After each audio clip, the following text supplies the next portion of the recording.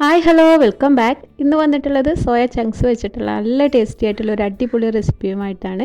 കുട്ടികൾക്കൊക്കെ ഇഷ്ടപ്പെടുന്ന ചോറിനും ചപ്പാത്തിക്കും എല്ലാത്തിൻ്റെയും കൂടെ കഴിക്കാൻ പറ്റും നല്ല അടിപൊളി ഒരു റെസിപ്പിയാണ്.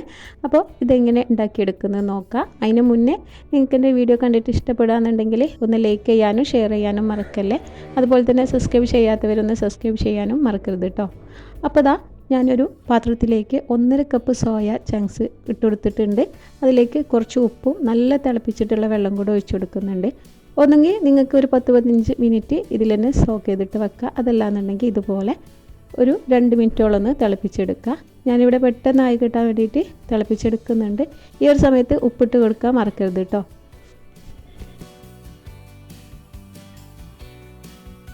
ഇനിയിപ്പോൾ തീ ഓഫ് ചെയ്തിട്ട് നമുക്കിത് നിന്നൊക്കെ കോരി മാറ്റി ഒരു പാത്രത്തിലേക്ക് ഇട്ട് കൊടുക്കുന്നുണ്ട്. അതിനുശേഷം ആ പാത്രത്തിലേക്ക് തണുത്ത വെള്ളം ഒഴിച്ചു കൊടുക്കുന്നുണ്ട്. ഇനിയിപ്പോൾ ജസ്റ്റ് ഒന്ന് ചൂടാറിയതിന് ശേഷം ഇതിലുള്ള വെള്ളം ഒക്കെ നമുക്കൊന്ന് പിഴിഞ്ഞ് മാറ്റി കളയണം. അതിനായിട്ട് ഒന്ന് ചൂടാറിയതിന് ശേഷം കൈ വെച്ചിട്ട് ഇതുപോലെ ഒന്ന് പിഴിഞ്ഞ് കൊടുത്തിട്ട് വേറൊരു പാത്രത്തിലേക്ക് ഇട്ട് കൊടുക്കുന്നുണ്ട്.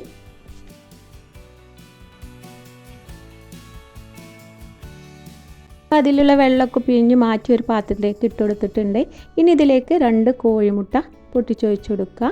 അതുപോലെ തന്നെ ഒരു 1/4 ടീസ്പൂണോളം മഞ്ഞൾപ്പൊടി, 1 ടീസ്പൂണോളം മുളക് പൊടി, ആവശ്യത്തിന് ഉപ്പും കൂടി ചേർത്തിട്ട് നന്നായിട്ടൊന്ന് മിക്സ് ചെയ്തെടുക്കുക.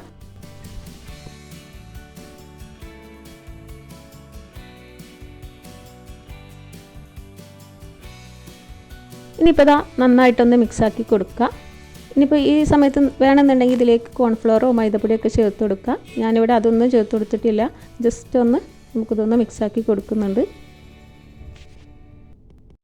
ഇനിയിപ്പോൾ ഒരു പാൻ എടുത്തിട്ട് അതിലേക്ക് ഒരു 4 ടേബിൾ സ്പൂണോളം വെളിച്ചെണ്ണ ഒഴിച്ച് കൊടുക്കുക. അതിനുശേഷം ഇതിലേക്ക് ഇട്ടിട്ട് നമുക്കിത് ഫ്രൈ ചെയ്തെടുക്കണം.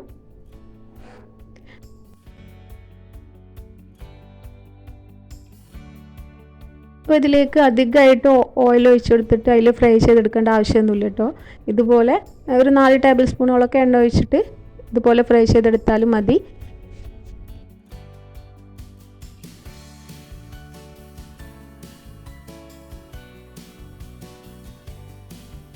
ഒരു 2-3 മിനിറ്റോളം ഒന്ന് ഇളക്കി കൊടുത്തിട്ട് നമ്മളിത് ഫ്രൈ ചെയ്തെടുത്തിട്ടുണ്ട്. ഇനി നമുക്ക് ഒരു പ്ലേറ്റിലേക്ക് കോരി മാറ്റി വെക്കാം.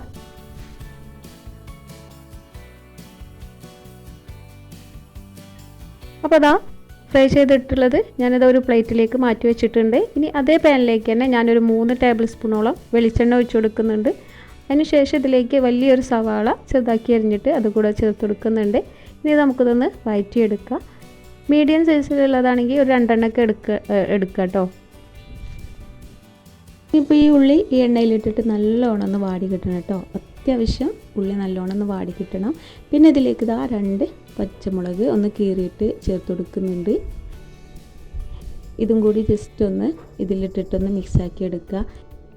പിന്നെ ഇനി ഇതിലേക്ക് 1 ടേബിൾ സ്പൂണോളം ഇഞ്ചി വെളുത്തുള്ളി പേസ്റ്റാണ് ചേർത്ത് കൊടുക്കുന്നത്. ഇതും കൂടി ഒന്ന് ഇതിലിട്ടിട്ടൊന്ന് മിക്സാക്കി കൊടുക്കുക. ഈ ഒരു സമയം കൊണ്ടൊക്കെ നമ്മുടെ ഉള്ളി നല്ലോണം ഒന്ന് മൊരിഞ്ഞ് വന്നിട്ടുണ്ടാവും. അപ്പോൾ വെളുത്തുള്ളിയും ഇഞ്ചിൻ്റെ പേസ്റ്റൊക്കെ ഒന്ന് പച്ചമണമൊക്കെ ഒന്ന് മാറി വന്നിട്ടുണ്ട്. ഇനിയിപ്പോൾ ഇതിലേക്ക് കുറച്ച് കറിവേപ്പില ചേർത്ത് കൊടുക്കുന്നുണ്ട്.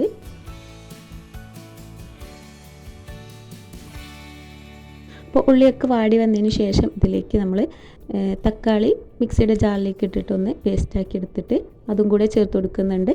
ഞാനിവിടെ 2 മീഡിയം സൈസിലുള്ള തക്കാളിയാണ് ചേർത്ത് കൊടുക്കുന്നത്. വലുതാണെങ്കിൽ ഒരു തക്കാളി മതിയാവും. എന്നിട്ട് നല്ലോണം ഒന്ന് ഇളക്കി കൊടുക്കുക. ഈ ഒരു തക്കാളിയുടെ പച്ച സ്മെല്ലും ഒക്കെ ഒന്ന് മാറി വന്നത് വരെ ഒരു 2-3 മിനിറ്റ് നേരം ഒന്ന് ഇതിലൊന്ന് കുക്ക് ചെയ്തെടുക്കുക. തക്കാളിയൊക്കെ നല്ലോണം ഒന്ന് കുക്കായി വന്നിട്ടുണ്ട്. ഈ സമയത്ത് ഇതിലേക്ക് 2 ടേബിൾ സ്പൂണോളം മല്ലിപ്പൊടി, 1/2 ടീസ്പൂണ് മഞ്ഞൾപ്പൊടി, 1 ടീസ്പൂണ് മുളക് പൊടി, പിന്നെ 1 ടീസ്പൂണ് ഗരം മസാല, 1/2 ടീസ്പൂണ് വലിയ ജീരകത്തിൻ്റെ പൊടി, ഇതെല്ലാം കൂടെ ഒന്ന് ചേർത്ത് കൊടുക്കുന്നുണ്ട്. എന്നിട്ട് നമുക്കിതെല്ലാം കൂടിയിട്ടൊന്ന് ഇതിലൊന്ന് മിക്സാക്കി കൊടുക്കാം.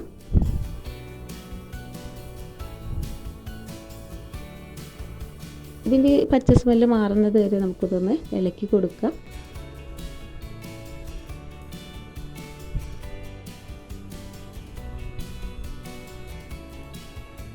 അപ്പോൾ ഇനി ഇതിലേക്ക് ഒരു പിടി മല്ലിയില അരിഞ്ഞതും കുറച്ച് ഉപ്പും കൂടെ ചേർത്ത് കൊടുക്കുന്നുണ്ട്. എന്നിട്ട് കുറച്ച് വെള്ളം കൂടെ ഒഴിച്ചിട്ട് നമുക്കിതൊന്ന് ഒന്നും കൂടെ ഒന്ന് മിക്സാക്കി കൊടുക്കുക.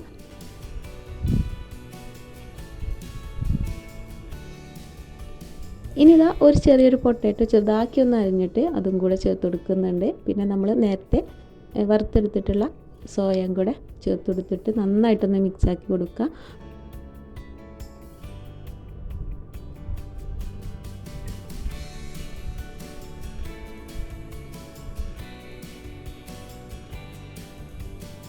അപ്പോൾ സോയയും ഉരുളക്കിഴങ്ങും ഒക്കെ നല്ലോണം ഒന്ന് മസാലയിൽ മിക്സാക്കി കൊടുത്തിട്ടുണ്ട്. ഈ ഒരു സമയത്ത് നമുക്കൊരു 1/4 കപ്പ് വെള്ളം കൂടെ ഒഴിച്ചിട്ട് ഇതിൽ ഒന്ന് അടച്ച് വെച്ചിട്ട് വേവിച്ചെടുക്കണം. ഈ ഒരു ഉരുളക്കിഴങ്ങ് നമുക്കൊന്ന് കുക്കായി വരുന്നത് വരെ നമുക്കിതൊന്ന് ജസ്റ്റ് ഒന്ന് അടച്ച് വെച്ചിട്ട് വേവിച്ചെടുക്കുക. ആ സമയം കൊണ്ട് ഈ സോയയിലേക്ക് നമ്മുടെ മസാലയൊക്കെ ഒന്ന് പിടിച്ച് കിട്ടും. ഇനി ജസ്റ്റ് ഒന്ന് അടച്ച് വെച്ചിട്ട് ഒരു 5 മിനിറ്റ് നേരം വെച്ചിട്ട് നമുക്കിതൊന്ന് കുക്ക് ചെയ്തെടുക്കുക.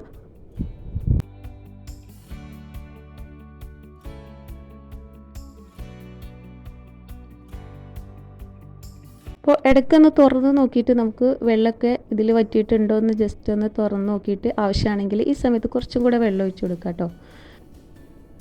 എന്നിട്ട് ഒന്നും കൂടെ നമുക്കൊന്ന് അടച്ചു വെച്ചിട്ട് വേവിച്ചെടുക്കാം. ഈ ഒരു സമയം കൊണ്ട് തന്നെ നമ്മൾ സോയിലേക്ക് നമ്മൾ ഈ മസാലയൊക്കെ ഒന്ന് പിടിച്ച് കിട്ടും. ആ സമയം നമ്മുടെ ഉരുളക്കിഴങ്ങ് വെന്തും കിട്ടും. ഇനിയിപ്പോൾ ജസ്റ്റ് ഒന്നും കൂടെ ഒന്ന് അടച്ചു വെച്ചിട്ട് ഞാനൊന്ന് വേവിച്ചെടുക്കുന്നുണ്ട്. ഇപ്പോൾ ഒരു 5-6 മിനിറ്റ് ആയിട്ടുണ്ട്. ഈ സമയത്ത് നമ്മുടെ ഉരുളക്കിഴങ്ങൊക്കെ വെന്ത് വന്നിട്ടുണ്ട്. അതുപോലെ തന്നെ ഇതിലുള്ള ഈ ഗ്രേവിയൊക്കെ ഒന്ന് വറ്റി സോയിലൊക്കെ പിടിച്ച് വന്നിട്ടുണ്ട് കേട്ടോ. അപ്പോൾ ഞാനിപ്പോൾ തീ ഓഫ് ചെയ്ത് വെച്ചിട്ടുണ്ട്. അപ്പോൾ നിങ്ങൾക്ക് ഇതിലും കൂടുതൽ ഗ്രേവിയോട് കൂടെയാണ് വേണ്ടതെന്നുണ്ടെങ്കിൽ ഈ സമയത്ത് കുറച്ച് ചൂടുവെള്ളം ഒഴിച്ചു കൊടുക്കുക. എന്നിട്ട് 1-2 മിനിറ്റ് ജസ്റ്റ് ഒന്ന് ചൂടാക്കി എടുത്താൽ മതി കേട്ടോ. അടിപൊളി ടേസ്റ്റി ആയിട്ടുള്ള സോയ ചങ്ക്സ് വെച്ചിട്ടുള്ള റെസിപ്പി അവിടെ റെഡി ആയിട്ടുണ്ട്. ഇത് ചോറിനും ചപ്പാത്തിക്കും എല്ലാത്തിൻ്റെയും കൂടെ കഴിക്കാൻ പറ്റും നല്ല അടിപൊളി ടേസ്റ്റി ആയിട്ടുള്ള റെസിപ്പിയാണ് കേട്ടോ. അപ്പോൾ എല്ലാവരും ഒന്ന് ഉണ്ടാക്കി നോക്കുക. കുട്ടികൾക്കൊക്കെ ഇഷ്ടപ്പെടുന്ന റെസിപ്പി കൂടിയാണ്. ഇതുവരെ ഇങ്ങനെ ഉണ്ടാക്കി നോക്കിയിട്ടില്ലെങ്കിൽ ഒരു തവണ ഒന്ന് ഉണ്ടാക്കി നോക്കുക, എന്തായാലും ഇഷ്ടപ്പെടുക. ഉണ്ടാക്കി നോക്കിയിട്ട് റെസിപ്പി ഇഷ്ടപ്പെട്ടാൽ ഒന്ന് കമൻറ്റ് ചെയ്യാനും ലൈക്ക് ചെയ്യാനൊന്നും മറക്കല്ലേ. കൂടെ തന്നെ ചാനൽ സബ്സ്ക്രൈബ് ചെയ്യാത്തവരുണ്ടെങ്കിൽ ഒന്ന് സബ്സ്ക്രൈബ് ചെയ്ത് സപ്പോർട്ട് ചെയ്യാനും മറക്കരുത്. ഇന്നത്തെ റെസിപ്പി എല്ലാവർക്കും ഇഷ്ടപ്പെട്ടെന്ന് വിചാരിക്കുന്നു. പുതിയ റെസിപ്പിയുമായിട്ട് വീണ്ടും കാണാം. താങ്ക്